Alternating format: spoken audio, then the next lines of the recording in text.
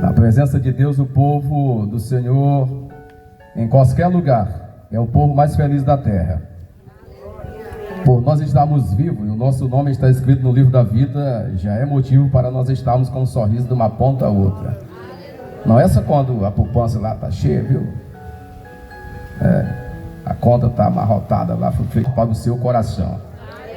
Quero agradecer ao nosso Deus por estar aqui para cultuá-lo e adorá-lo na beleza da santidade dele, em mais um culto para o nosso Senhor Jesus. Agradeço ao Senhor pelo convite da irmã Eusilene, que nos fez esse convite para trazer uma palavra de Deus neste culto em ação de graça. Aqui estou vendo o irmão Ezequiel. Tivemos um bom relacionamento desde o dia que nos vimos, né? A primeira vez aqui que a gente tem uma amizade muito grande. Aí os filhos, as filhas, noras e netos. Deus os abençoe. E genro também. Deus os abençoe em nome de Jesus. Pastor Sivaldo, é uma alegria revê-lo em nome de Jesus. Pedro, eis-me aqui. Deus abençoe. Queridos, quero ler com vocês a palavra do Senhor que está escrita no Salmo de número 40. Eu quero fazer a leitura de 4 versículos deste salmo. Quero fazer menção de alguns irmãos da igreja Casa de Adoração que estão aqui comigo. Deus abençoe. Estou vendo ali a irmã Sheila, está por ali. Deus abençoe a senhora. Salmo 40. Amém? Eu sei que vocês estão sentados aí, está muito bom. Mas já que eu estou de pé, né? Vou convidar vocês também para ficar de pé comigo. Isso. Muito bem. Glória a Deus. De pé nós temos uma visão melhor, né? Sempre de pé a gente vê bem. Glória a Deus. O nosso Deus, quando Ele vai falar conosco, Ele até se levanta do seu trono e se inclina para poder nos ver. Isso é lindo. Amém. A tradução que eu estarei lendo é a NVI, que nos diz assim a palavra: coloquei toda a minha esperança no Senhor. E Ele se inclinou para mim e ouviu o meu grito de socorro. Ele me tirou de um poço de destruição, de um atoleiro de lama. Pôs os meus pés sobre uma rocha e firmou no lugar seguro, ou no local seguro. Pôs um novo cântico na minha boca, um hino de louvor ao meu Deus, ao nosso Deus. Muitos verão isso e o temerão e confiarão no Senhor. 4. Como é feliz o homem que põe no Senhor a sua confiança e não vai atrás dos orgulhosos, dos que se afastam para seguir deuses estranhos. Amém. Tome os vossos assentos, em nome do nosso Senhor e Salvador Jesus Cristo. Eu quero trazer esta palavra de Deus rápida para os nossos corações, nesse culto em ação de graça, nesta gratidão ao nosso Senhor pelos benefícios que assim foram por Deus na vida da irmã Eusilene, no momento, na situação em que ela se encontrava. E ela nesse momento, juntamente com o povo de Deus, convidados e amigos, está agradecendo ao Senhor pelas dádivas, por este reconhecimento que Deus assim o abençoou, e ela está retribuindo em gratidão, pagando a Deus este voto ao nosso Senhor por aquilo que ela o prometeu. Eu quero trazer uma palavra neste salmo sobre o poder da oração, o poder da paciência. Agora eu vou ter muita paciência com este vento aqui. O poder da paciência e sobre a paciência dos vencedores. Quero eu trazer esta palavra para o teu e para o meu coração. Portanto, queridos, a paciência, ela é sem dúvida uma das mais importantes virtudes que leva o homem à conquista dos seus sonhos, e a realização dos seus objetivos. Oxalá se todos fossem pacientes, menos estresses aconteceriam, menos confusões aconteceriam e menos acidentes também aconteceriam, se todos tivessem essa virtude de ser paciente. Porém, o nosso Deus, o nosso Senhor, Ele se agrada dos que esperam nele com paciência. O nosso Senhor, Ele se agrada dos que esperam nele com paciência. Porém, fazer a vontade de Deus, às vezes significa esperar pacientemente no Senhor, e isso nos leva a amar Deus e servi-lo, os outros, e falar do seu amor e tudo aquilo que Ele tem feito nas nossas vidas e continua fazendo. Eis a razão, eis o motivo de nós estarmos aqui, de contar as grandezas de Deus, das quais nós temos recebido, e tudo que nós recebemos de Deus para nossas vidas, como benefício de Deus, nos leva a compartilhar com as pessoas, para que essas pessoas saibam que o nosso Deus, Ele é um Deus bondoso, misericordioso, que as suas mãos estão sempre estendidas e os seus ouvidos sempre atentos a qualquer pessoa que o buscar, que se dobrar, que se humilhar perante a sua presença.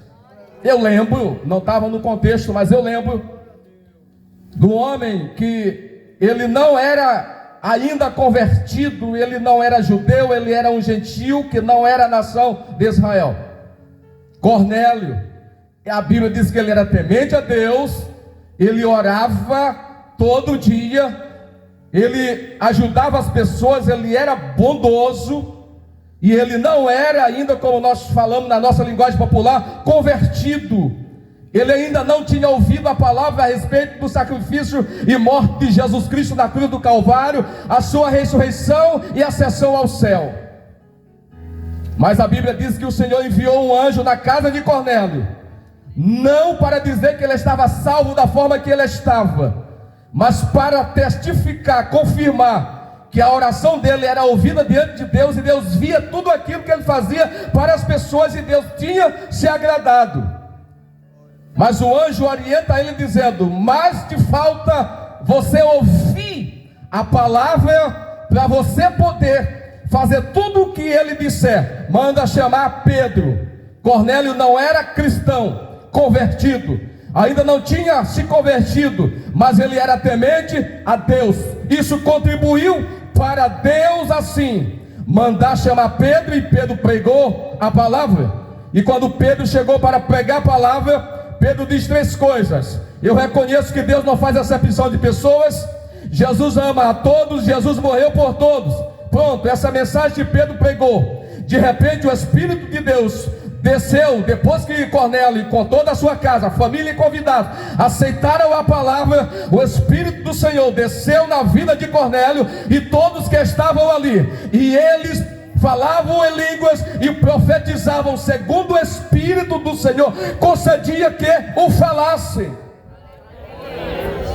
Eis a razão porque nós devemos contar as grandezas de Deus para qualquer pessoa.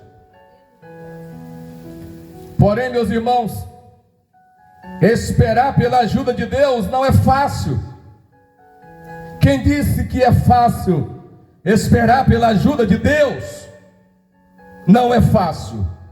É uma virtude, mas não é fácil esperar. Afinal de contas, ninguém gosta de esperar, principalmente nos momentos de agonia da nossa vida. Há algo que nós queremos que fosse realizado desde ontem, Tem coisas que estão ao nosso alcance, que nós podemos fazer. Tem outras que não, depende das pessoas. Tem outras maiores que só depende de Deus.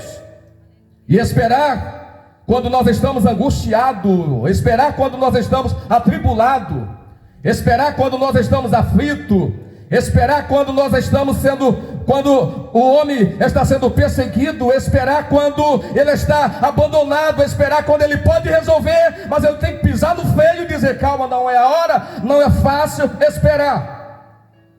Porém, segundo a palavra de Deus, a espera, a paciência agrada ao Senhor e sempre é o caminho da vitória para todos aqueles que esperam no Senhor.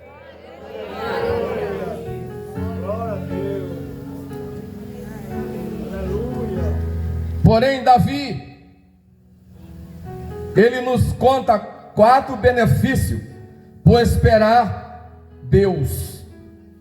Ele nos conta 4 benefícios por esperar Deus. Não é fácil esperar, nunca é.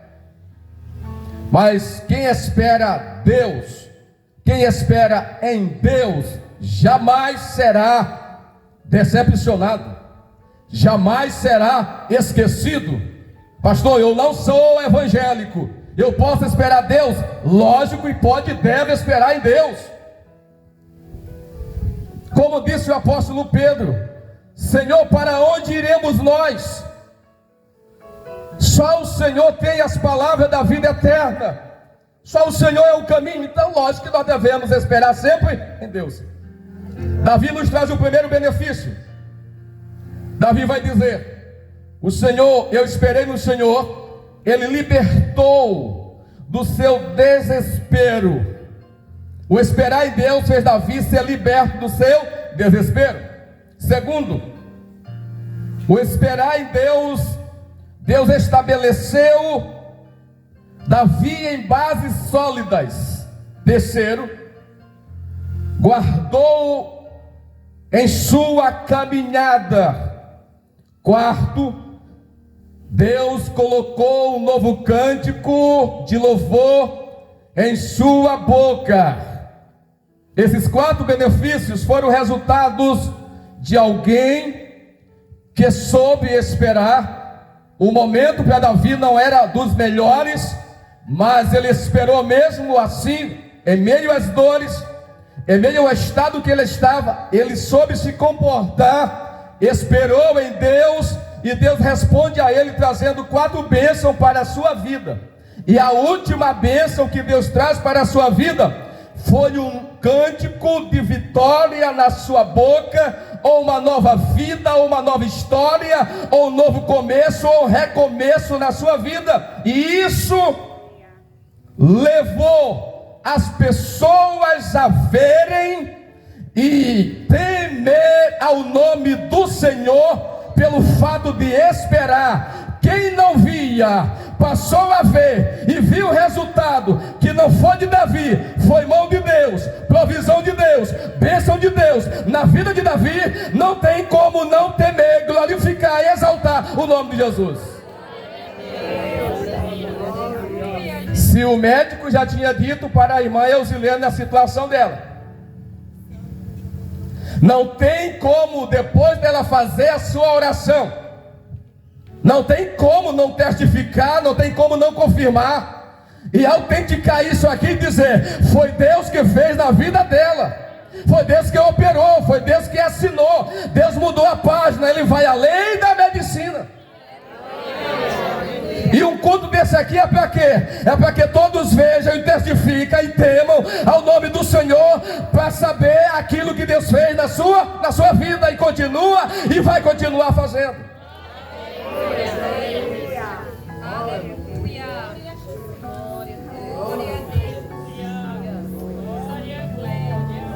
Porém, as bênçãos de Deus só podem ser recebidas, ou não podem ser recebidas, a menos que passamos pela prova da espera.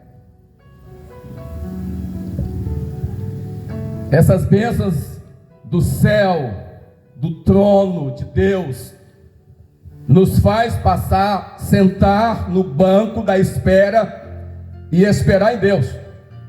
O tempo de Deus não é o nosso tempo. O nosso tempo é o cronômetro. O de Deus é o Logos, ou o Kairos. O tempo de Deus é perfeito. O tempo de Deus é maravilhoso. Quando nós esperamos a Deus no nosso tempo, nós muitas das vezes corremos o risco de nos precipitar, pois Deus não trabalha no nosso tempo, da nossa forma, do nosso jeito, como nós queremos. Deus trabalha no tempo dele, dentro do tempo dele, da forma dele, do jeito dele, porque Deus sabe o que é melhor para mim e para a tua vida. Muitas das vezes que nós pensamos que é bom para nós, Deus olha lá do céu e diz: amanhã tu vai tropeçar, tu vai cair, por isso não vou te abençoar, porque tu está pedindo com segundas intenções. Mas se o teu tempo está alinhado com o tempo de Deus, o teu coração, o teu espírito, a tua mente está conectado com a vontade do Senhor, tu pode sentar e esperar, porque Deus vai te abençoar.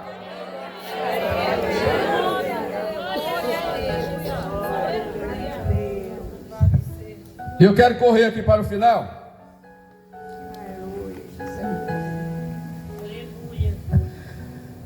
Eu quero correr para o final desta palavra de Deus.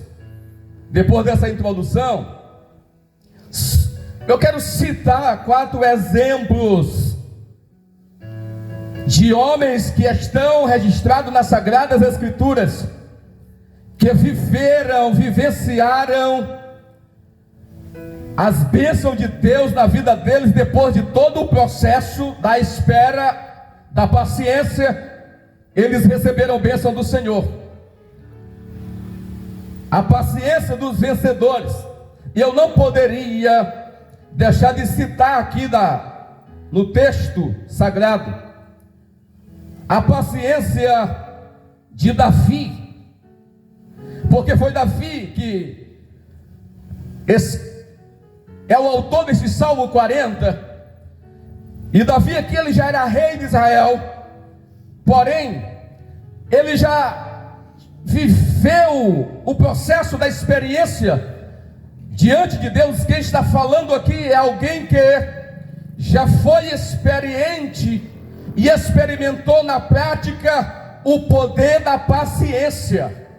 Ele experimentou na prática o poder da paciência, até porque quando Davi ele foi ungido, de acordo com 1 Samuel 16, 11 a 13, ele foi ungido rei na casa do seu pai, pelo profeta Samuel. Ele estava, segundo os estudiosos, ele estava na cerca de 13 a 16 a 17 anos, era ainda um adolescente. E o rei na época era o rei Saul, o primeiro rei de Israel, da nação de Israel. Porém o Senhor não se agradou do que Saul estava fazendo, tirou de Saul seu espírito, ungiu Davi como rei. E Davi assume o trono de Israel cerca de 30 anos.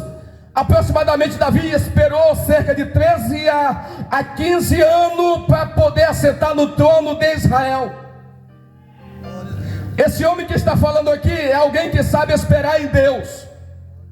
É alguém que passa 1 ano, 2 anos, 3 anos, mas ele está na posição, ele está posicionado. Ele sabe que o seu Deus não se esquece. Ele sabe que o seu Deus não perde o controle. Ele sabe que o seu Deus trabalha com propósito, com objetivo.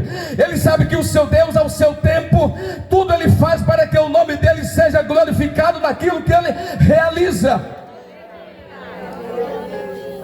Tudo bem, Davi passou por esse processo da espera. E depois que ele se torna guerreiro, que não vou narrar toda essa história, é só um exemplo bíblico para ver a paciência desse homem vencedor. Davi, ele teve a oportunidade, quando ele foi perseguido por Saul, de tirar a vida de Saul e assumir o trono pela força. Porém, Davi, como um rei ungido, mesmo sendo adolescente, ele sabia que o mesmo Deus que ungiu ele, colocaria ele no trono, sem ele usar as mãos para tirar a vida de alguém. Mas ele saberia que esse mesmo Deus poderoso, assim como ele ungiu da forma de Deus, ele colocaria ele para se assentar no trono de Israel.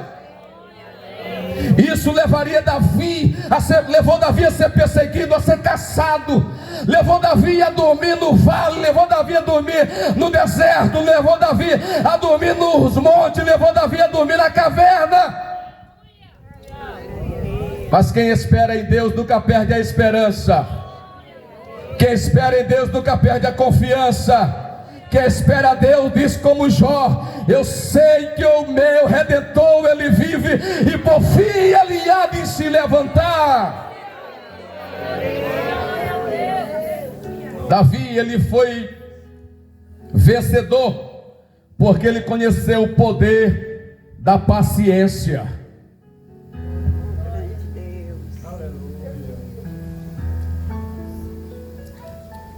Um outro homem que conheceu o poder da paciência foi José, filho de Jacó, Jacó, filho de Isaac, Isaac, filho de Abraão, Abraão, o pai da fé, que foi chamado por Deus para formar a nação judaica. Aí nós temos José, que no meio dos seus irmãos, ele foi vendido por algumas questões que aconteceu. Mesmo jovenzinho, ele é vendido por seu irmão, e os seus irmãos venderam, ele foi até ao Egito, e lá foi vendido para Potifar. Dentro da sua própria casa ele foi vendido, ele foi perseguido. Porém, o que nós observamos na Bíblia é que mesmo ele sendo perseguido e dado ao seu pai, por seus irmãos, que ele tinha sido morto, devorado pelas feras, pelas bestas do deserto, a Bíblia não vai dizer em nenhum momento que José, ele ousou dizer alguma coisa contra os seus irmãos. Ao contrário, todo o tempo José se manteve calado, esperando no Deus que ele acreditava, no Deus que deu visões, no Deus que deu sonho. Ele sabia que o seu Deus estava com ele. Diz a Bíblia que quando ele chegou no Egito e foi estabelecido na casa de Potifar, tudo que José tocava, Deus assim abençoava, Deus o prosperava, porque o homem de Deus, a mulher de Deus, a pessoa que espera em Deus, é um homem, é uma mulher abençoado. É igual a vara de Arão, que quando o Senhor disse para Moisés: eu quero um sacerdote, chama teu irmão Arão. E Moisés: não, Senhor, eles vão dizer que ele é meu irmão e eu estou favorecendo. Deus disse: então faz o seguinte, chama aí um representante das tribos, pede para cada um trazer um galho seco, e vai lá no deserto e planta esses galhos. O galho seco que florescer no deserto, esse será o sacerdote. Trouxeram os galhos secos, inclusive Arão. Depois que o Senhor ordenou a Moisés, eles levaram e colocaram no dia exato determinado por Deus. Eles foram, e quando chegaram, o galho de Arão seco floresceu no deserto. Quem é chamado, quem é escolhido por Deus, floresce mesmo na escassez. Suporta os ventos, o sol escaldante, suporta as enxurradas, porque edificou a sua casa sobre a rocha, porque o homem é uma mulher sábia.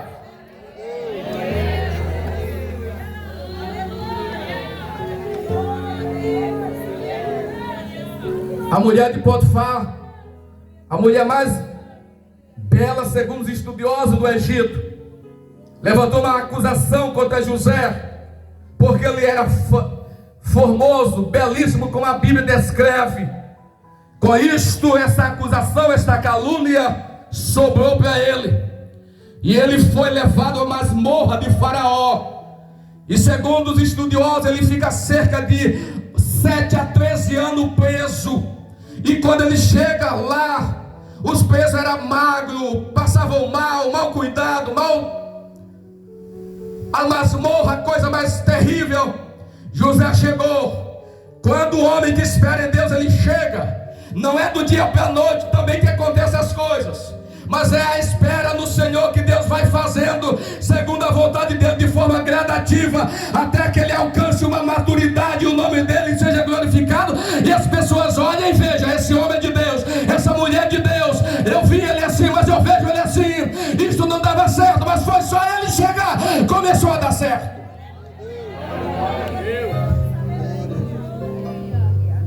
Diz o texto que José, ele chegou e Deus era com ele.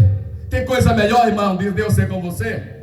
Irmã Elzilene, tem coisa melhor de Deus ser com a senhora? Não existe. Seu Ezequiel, tem coisa melhor do Deus com D maiúsculo que fez os céus e a terra ser com o Senhor, ser comigo? Não tem. As pessoas podem até não te ver, mas Deus está te vendo. Aleluia. Você nunca está só se você confia em Deus e tem paciência de esperar no Senhor. Você nunca está só. Diz o texto que José começou ali se movimentar e o chefe do cárcere observou e disse: não, isso aí não é diferença. Ele veio lá da casa de Potifar, é um prisioneiro importante. E aí ele passou o comando para José. E José já era administrador, já tinha sido dono de nascença dentro da casa do seu pai. E quando ele chega na prisão de Faraó, depois que ele passa alguns dias, vai uma vistoria para ver como é que estão os presos. Está todo mundo gordo, todo mundo limpo. O cárcere parecia um castelo, tudo organizado, tudo arrumado. O que está acontecendo aqui? Não, desde o dia que José chegou aqui, as coisas mudaram, porque Deus é com ele. Vocês já ouviram falar? Aquela irmã chegou aqui na minha casa, entrou, parece que entrou um negócio gostoso aqui com ela. Aquele irmão entrou na minha casa, entrou um negócio gostoso aqui com ele. É uma alegria que entrou com ele. É bom estar perto dele, é bom estar perto dela. Ah, mas eu fui na casa do irmão fulano de tal, na casa da irmã fulano de tal. Lá tem uma paz tremenda, lá tem uma alegria tremenda. Não dá vontade de nós sair de lá. Parece que aquilo contagia nós e dá vontade de sempre ficar conversando com ele. É a presença de Deus na tua vida.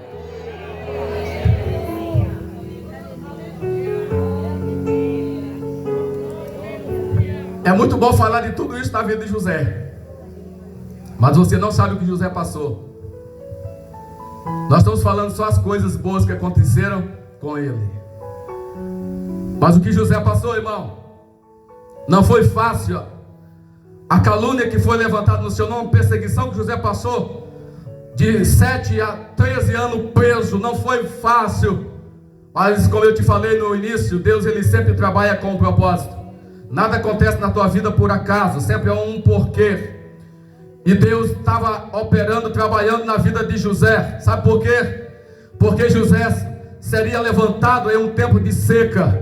E nesse tempo de seca, não somente a nação dele morreria, mas como todo o Egito também pereceria. E não existia, por mais que existisse Faraó, por mais que existisse ali Jacó, o patriarca de Israel, mas Deus estava cuidando de José, porque José seria o homem que seria usado por Deus, e através de José, recursos financeiros com muita sabedoria do alto e não humana, seria liberado, impregnado na vida de José, e ele, cheio da sabedoria do céu, daria sobrevivência, não só a nação dele, mas como todo o Egito e todas as nações que se serviam do Egito. Deus estava testando a paciência de José. Deus estava trabalhando no caráter de José. Deus estava amadurecendo José. Não é fácil o processo dói. Deus aperta de lá, tu puxa para cá. Deus aperta para lá, tu puxa para cá, até quando não tem mais lugar para tu ir. E entra no prumo de Deus, dói, chora a lágrima, a choro, a pranto. Mas Deus trabalha assim, para que o nome dele seja glorificado e a forma dele exaltar você, não somente para que você possa se alegrar, mas para que outras pessoas sejam abençoadas, seja o nome do Senhor glorificado, vendo e ouvindo tudo que Deus fez, está fazendo e vai fazer na tua vida.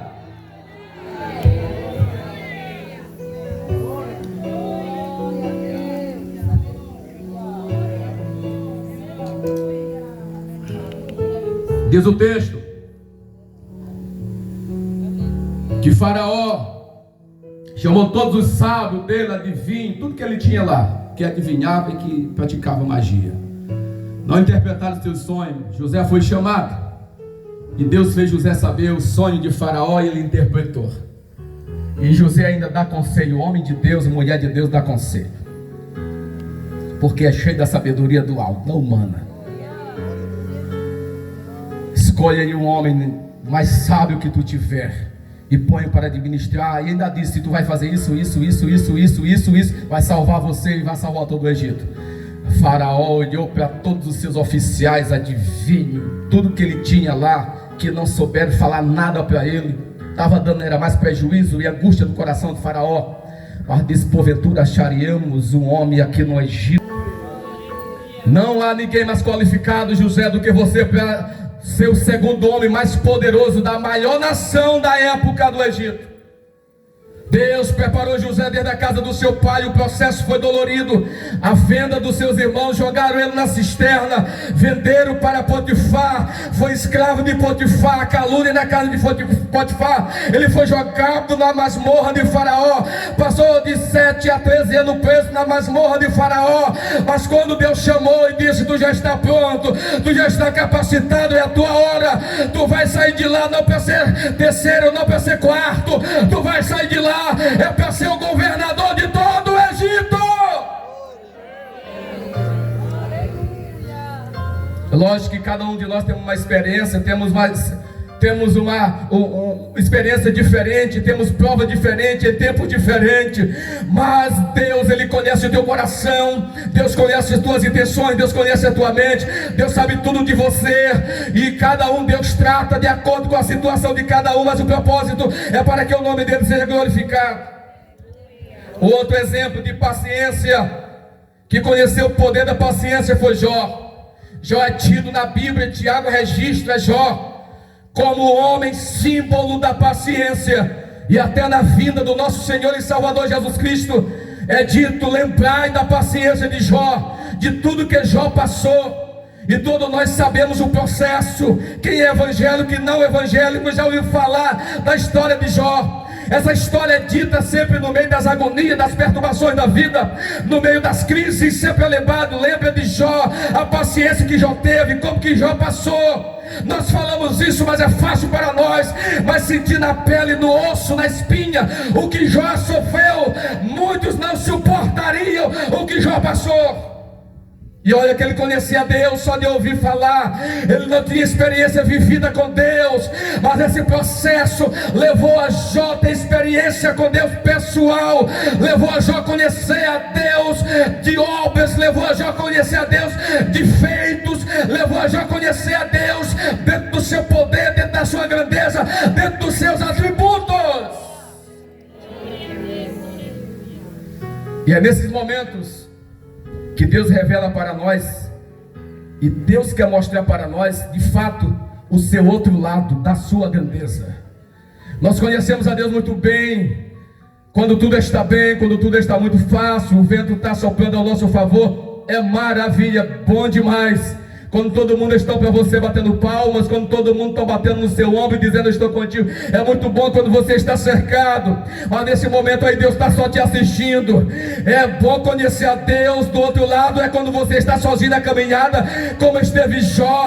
Até sua própria esposa disse para ele: Jó, amaldiçoa o teu Deus. Ou ela estava dizendo: amaldiçoa essa crença que tu tem nesse teu Deus e morre. Aí Jó diz assim: tu fala como uma louca, eu vi nu e nu eu voltarei. Deus me deu, Deus levou, mas bendito, bendito, bendito seja o nome do Senhor.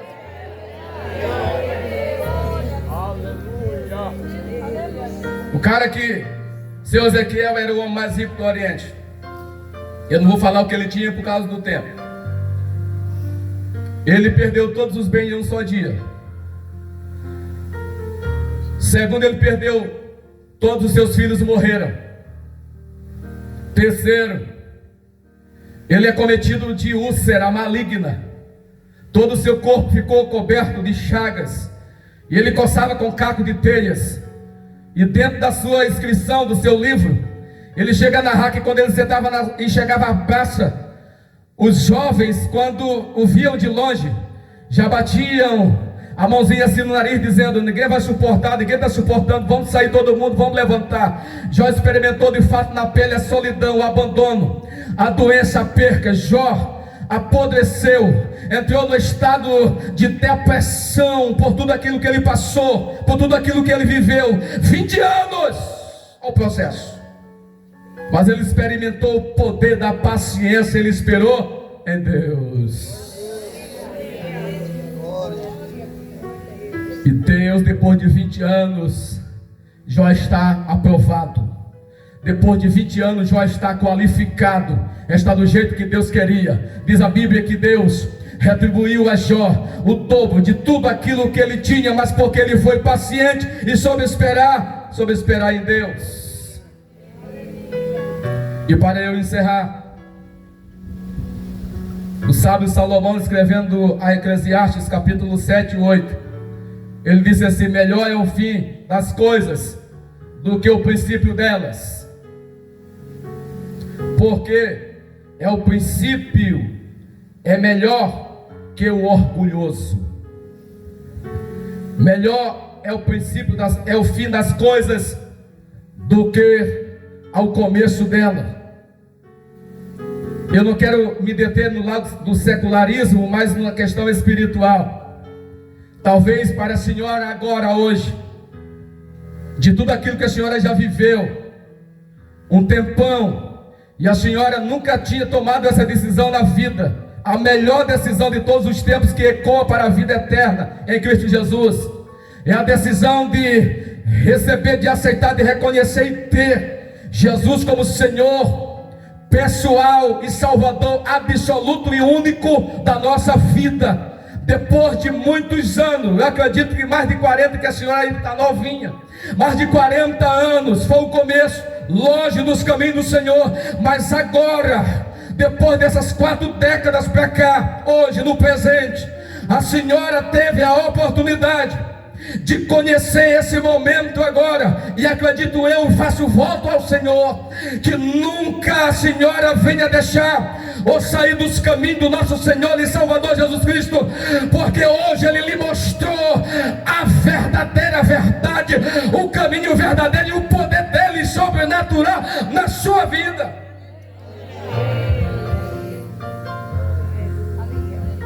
Melhor é o fim das coisas do que o começo delas. Muita gente começa bem e termina mal, destruído, triturado, amassacrado. Mas muitas das vezes começa ruim, mas termina no meio da caminhada. Ele encontra com o Nazareno. No meio da caminhada ele encontra com o Salvador. É um menino torto, que no meio do caminho ele encontra o carpinteiro Jesus. Como é que está a tua vida? Está toda torta. Está torta para lá, torta para cá. Eu não sei mais o que fazer da vida. Aí Jesus escreve em Mateus registra o que Jesus disse no seu capítulo 11, versículo 28, disse: vinde a mim, todos os que estáis cansados, ou os que estão cansados e sobrecarregados, eu vos aliviarei. Tomai sobre vós o meu jugo e aprendei de mim, porque eu sou manso e humilde de coração. Ele revela o seu projeto de salvação bem nesse versículo. E eu encerro dizendo: Paulo disse assim a respeito do triunfo da paciência. No livro de Romanos 5, 3 a 4, Paulo escreveu dizendo: a tribulação produz paciência, a paciência produz experiência, e a experiência produz a esperança. Portanto, você que está aqui comigo, eu quero te convidar para ficar de pé. E eu quero dizer para você nesta noite, que você deve experimentar, que nós devemos experimentar. Você que me ouve aqui, que está na sua casa, você que me ouve aí sentado na sua porta, mesmo no seu sofá, ou mesmo deitado, mas o teu ouvido está atento.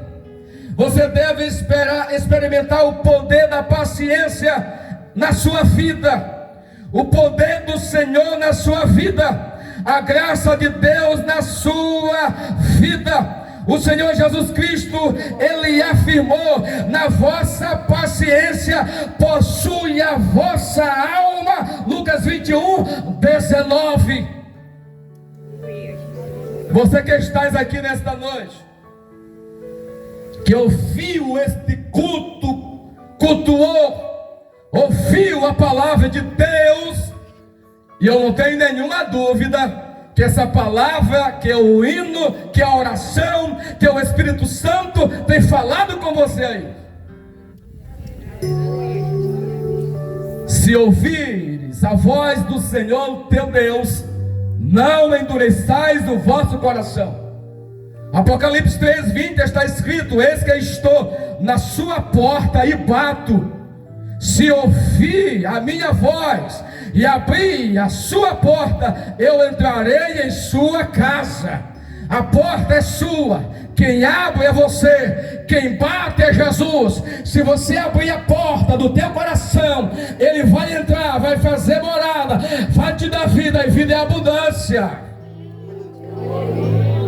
Se você deseja nesta noite experimentar o poder da paciência que esse Jesus, Ele te retribui, Ele te dá, eu quero te convidar nesta noite para vir aqui na frente. Você que ouviu e o Espírito de Deus falou contigo, Deus está tocando no teu coração, vai lá.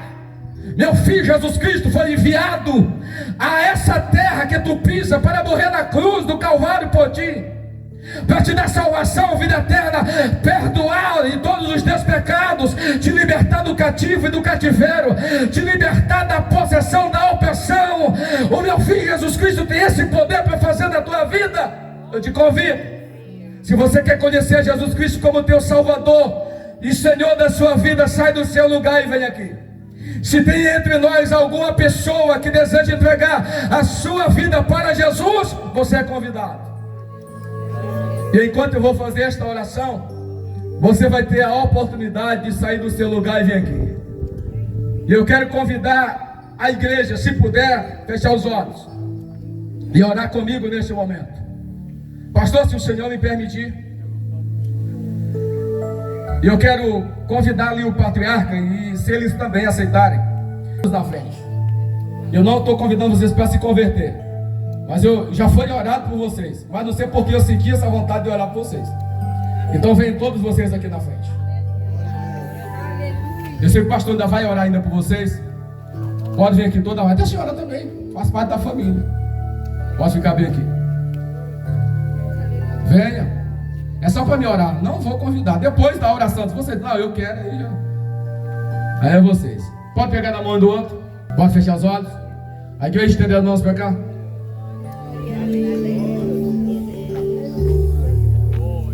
Senhor, em nome de Jesus Cristo, eu quero te agradecer por tua palavra. Eu quero te louvar por essa família toda que estás aqui, Senhor, ouvindo a tua palavra e recebendo oração. Não somos nós, Pai, que realizamos, que operamos ou que trabalhamos. Quem opera, quem faz, quem realiza é o Senhor. Mas aqui está o seu Ezequiel, patriarca, e a sua esposa que estás aqui, Senhor, representando, meu Pai, toda esta família que aqui estão. Meu Deus, na tua palavra em Atos capítulo 16, versículo 30 ao 31, Pai, se a minha memória não me engana, está escrito assim: creia no Senhor Jesus Cristo e será salvo tu e a tua casa. Continue acreditando, porque a palavra de Deus diz que aonde a luz ela chega, aonde a luz ela reina, tudo aquilo que não faz parte da luz é dissipado, é expelido, é retirado, e a luz prevaleça. Meu Deus, em nome de Jesus Cristo, eu oro por esta família, entrego esta família nas tuas mãos. Meu Deus, em nome de Cristo Jesus, que a tua bênção da salvação, que o teu nome, a morte do teu Filho Jesus Cristo na cruz do Calvário, possa alcançar todos estes corações e todas estas vidas, pelo poder do teu nome, Senhor. E tudo que atrapalha, impede, tudo que é impossibilidade ou impossibilita, que eles venham até este reconhecimento no seu coração, na sua jornada, no poder que é no teu nome, que caia por terra hoje ou amanhã, mas que o teu nome seja exaltado e glorificado abençoado nesta família, em nome de Jesus Cristo de Nazaré, pela fé da tua serva, que toda esta família seja alcançada pelo teu nome, em Cristo Jesus. A igreja confirma comigo, dizendo amém, amém. A família pode dizer amém, mais forte, amém. Deus abençoe, muito obrigado.